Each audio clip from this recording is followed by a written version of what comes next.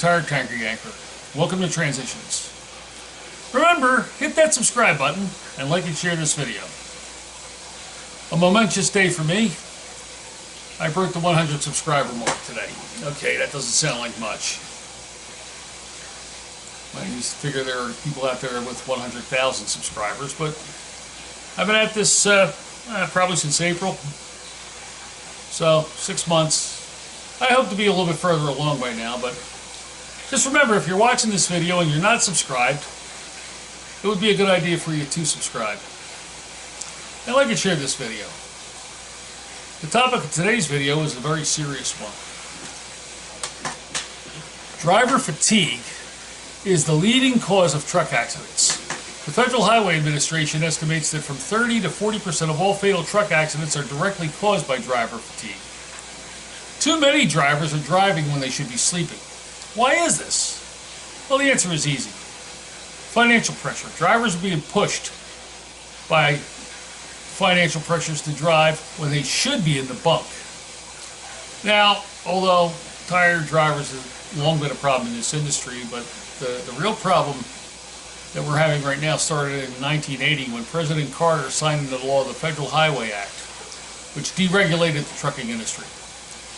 Some small companies got big, and some bigger companies got even bigger, but more than a few small companies and independents went out of business or had to find other work to do. Driver pay began to drop compared to other trades and professions. The 1980 truck driver averaged about $40,000 a year. Now, today in 2019, the average driver makes about $50,000 a year. It's not a whole lot more, but if you translate those $1980 into 2019 dollars, it's more like $100,000.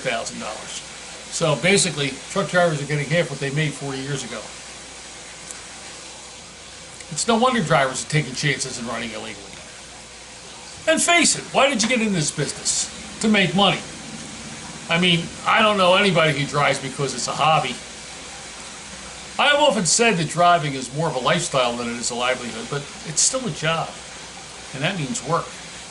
There's an old saying that if you like what you do, you never work a day in your life. And to a point, that's true. But you are still working, which means you have a boss who wants the most productivity out of you. Yeah, but wait there, Sully. What about the independent driver or the owner-operator? They're their own boss, right? Well, yes, you don't answer to a boss person per se, but as Bob Dylan so accurately said, it may be the devil, it may be the Lord, but you got to serve somebody. So if you're independent, you serve somebody. You need to find your own freight, and how do you do that? You have a freight broker, and that broker is in business to make money, and you make money for that broker, so you answer to them. There are many owner-operators who lease to one of the big companies. They find the freight and you haul it. You get paid a percentage, or at least the company takes a percentage of the load, and you get the rest. There are some lease companies who pay a fuel surcharge to protect you against fluctuations in the fuel market, and some of them also deposit a percentage of your settlement in a maintenance account. And it's also possible that you're buying your truck off of that company, so they're going to deduct the payment. And that gives them another incentive to see that you were productive. But in the final analysis, you are not necessarily making more than a company driver. And if you own your own truck and lease onto a company, you probably bought it on credit, so you've got payments to make. Lease purchase sometimes seems to be a better alternative, but remember that the company does hold the paper on your truck, and they have more than a little say on things like maintenance, so you're dependent on them for freight. So you want to think long and hard about that. As a company driver, you answer to your dispatcher or driver manager, and that person makes money only if you do. So you got to serve them. But either broker or dispatcher, the thing that they have in common is that they sit at a desk behind a computer screen while you have your butt in the bucket. And they seem to forget that. Take the simple stuff. If that person needs to go to the bathroom, what do? They get up and go to the bathroom. You're out in an 80,000-pound truck going down the road at 65 miles an hour, and you got to stop and go to the bathroom. First of all, you got to find a bathroom. You got to find a place to park. You got to park, and you usually have to walk a fair piece to get to that bathroom. And it's not always easy. If you really have to go, you run out of options, you improvise. And there's a lot of drivers who carry empty jugs just to pee in. But suppose you have to go 10-200 and you're running out of options or running out of time. Well, I solved that problem, at least for a while, by buying a camp toilet and leaving that in my truck. It served my purpose, but it did have a certain drawback, and it wasn't the odor, because I always put a deodorizer packet in there, which also broke down the waste. But the problem was emptying the damn thing and filling up the clean water reservoir. Not a lot of places where you can do that. You also have to eat, which means finding a place to eat. Modern trucks have voltage inverters, which allow you to have a decent mini fridge, and some trucks even have them built in. And you can, of course, have a microwave and even a coffee maker. And these conveniences can save you money on the road, but face it, eating this way can become boring. The trouble is, it's getting even harder to find a decent place to eat than it is to find a place to park, because most truck stops have either the big franchise restaurants or fast food. And, you know, that becomes boring. Now, what does this have to do with fatigue, though? Well, it's these little things that stress you out, that wear on you, that eat on you. And you'll find this out the longer you're in this business. The biggest reason for fatigue, however, is overwork and irregular schedule. Now, there are people who can adapt to irregular schedules, but the human body is basically a creature of habit. And there are times when it just wants to shut down. Overworked and underpaid, despite the public perception. Drivers work up to 70 hours a week, and that doesn't include the work that we do just to have a life.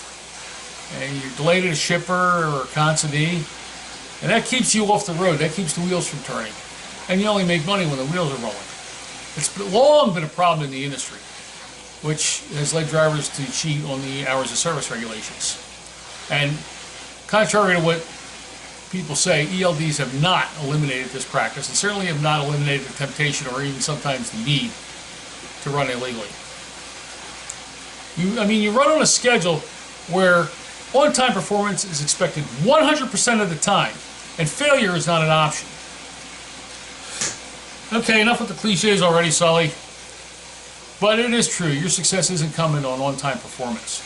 Remember that the shipper or consignee is of the opinion that your workday began when you bumped the dock.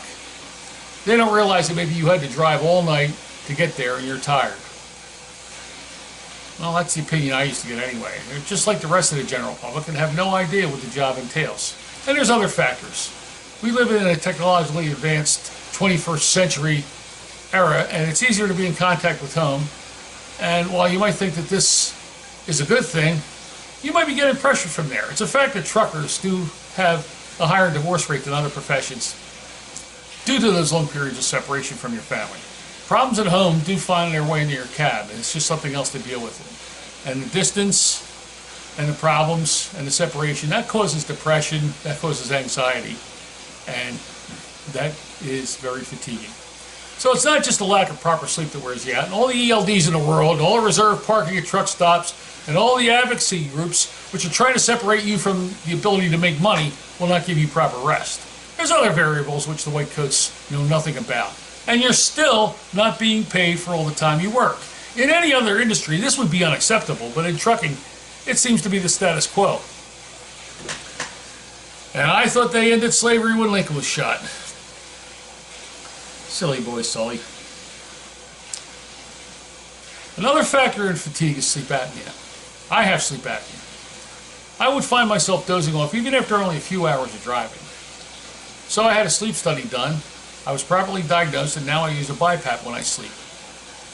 I sleep soundly, and when I was driving, I didn't become fatigued while driving. Now, if you don't have a power inverter in your truck, they do work on DC converters or DC adapters, and you should sleep soundly. So get yourself checked for apnea, and do it soon. A good way to tell if you have apnea is if you don't remember your dreams. Dreams occur in the REM sleep cycle. And if you have apnea, you're not getting that REM sleep, so you're not having dreams. So get checked. When can you get some rest? When can you sneak in a cat nap? Well, dock time and downtime is ideal for catching 40 winks. Since most of your loads are either handled by the shipper or the consignee, or you hire a lumper, you'll be able to wait in your cab. And if it's going to take a couple hours, hit the bunk. Take a nap. Also remember, if you're going down the road and you're starting to feel sleepy, pull off and just take maybe a 30-minute power nap. No freight that you haul is worth your life or anybody else's for that matter. So get some sleep. But when we still have the problem of not being paid for all the work we do. You only get paid when the wheels are turning, and this needs to change. Advocates in Congress are calling to do away with mileage pay for company drivers, and I've addressed this issue before. Some of you may have not seen that video, so look for the end screen where I'll have a link to the videos I've done in this series, and you'll see the one I talk about hours of service and driver pay. Now, my solution is based on the fact that for 9 years I worked for a postal contractor, and postal contractor drivers are covered by the Service Contract Act, which sets hourly pay for drivers. The rates are based on your domicile. So extend the Service Contract Act to cover all truck drivers and base the rate on the driver's home, not the driver's home terminal, not the company headquarters. Get paid for all your time, whether it's driving or on duty not driving. And I would even require companies to pay for breaks, including your 10-hour break, by the way. Driver, you should be paid for all of your time. In any other industry, this practice would not only be unacceptable, it would be criminal. But truck drivers are not even covered by the fair labor laws. I mean, when was the last time you heard of a truck driver getting time and a half for overtime? That's right. The very people who the general public relies on for everything they have are some of the worst treated workers in the country. And this disrespectful practice needs to end. The American trucker makes up the largest single private sector non-governmental workforce. 16 million men and women drive big trucks for a living. The problem is, those 16 million drivers can't even agree on the color of an orange. Well, drivers, no one's going to do it for us. We need to take the initiative to change the laws, change the rules, change the conditions, and change how freight moves in this country. Petition your elected officials and vote. If you're on the road, you can get an absentee ballot. I did this most of the years when I was on the road. It's as easy as contacting your local election board. Of course, I don't discuss my politics here, but I am passionate about exercising the franchise. Basically, if you don't vote, don't bitch. There are drivers who rely on things like coffee and energy drinks as a substitute for sleep. Hey, I like a good cup of coffee as much as anyone. But soda and energy drinks? Well, they're good for one thing, and that's quenching your thirst. They're not a substitute for sleep, drivers. Energy drinks have high caffeine content, large doses of vitamin B12, and loaded with sugar. And they do two things to your body. One, give you very expensive urine, and two, contribute to diabetes. Using energy drinks also comes what's called a crash. Your body is responding to all that caffeine and B12 and sugar for about 4 hours, but that rush ends with an attitude. Your body crashes and requires you to stop and regenerate, and the regeneration process requires sleep. Just pouring more of this stuff into your head, that won't do you any good. Your body has crashed and it needs to go into shutdown mode. Sugar-free energy drinks are not a viable substitute since your pancreas really cannot differentiate between artificial and natural sweeteners, and artificial sweeteners will also increase your A1C levels, which means type 2 diabetes. They also cause weight increase, believe it or not. Sugar-free drinks don't help you lose weight. I once weighed 400 pounds, and I drank nothing but diet soda. I had type 2 diabetes. One day I found myself in the hospital with cellulitis. My left leg was swollen up to twice its normal size. And I already had back problems from carrying all that weight and the work I did. And what I did was eliminate soda from my diet. And I lost 150 pounds. I'm no longer diabetic, and my back problems are unfortunately permanent. My overall health is much better. And yes, I do enjoy an occasional soda, and I stress occasional. But water is really better for you. It hydrates you, regulates your bodily functions, and flushes toxins out of your system. So, drink more water. You'll also find out that if you eliminate energy drinks and sodas, or at least cut down drastically on them, 1, you'll save money. 2, you will have more energy. Coffee in moderation is always a great pick-me-up, both psychologically and physically. So, what will it take the industry in general to realize the problem? Well, they want us to be in compliance. So, let's all be in compliance. No one can force you to drive illegally. You have the power. If we all do it by the book, the companies will see their bottom line affected and not for the better. That'll get their attention. When they see that compliance keeps them out of touch with the feds, but they are making less money, then they'll address the problem. Freight rates will have to go up, of course, and that will mean an increase in prices for consumer goods. But at least you'll be getting more money because your pay rate's going to have to go up too.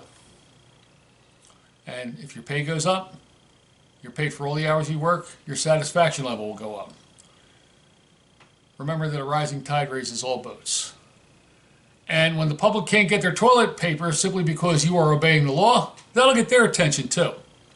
Okay, there's other factors in driver fatigue, but I've touched on the ones that I have experience with. The bottom line is get your rest, drive safely, drive defensively, wear your seatbelt, and keep it legal. Don't forget to like and share this video and to subscribe to my channel. Maybe you're not interested in a driving career, or maybe you're not a driver, but someone you know might be, or someone they know might be. This video could be of interest to them. So do that. Like, subscribe, share, and always feel free to drop a comment. For Transitions, this is Sully, the retired tanker yanker. Safe and happy travels.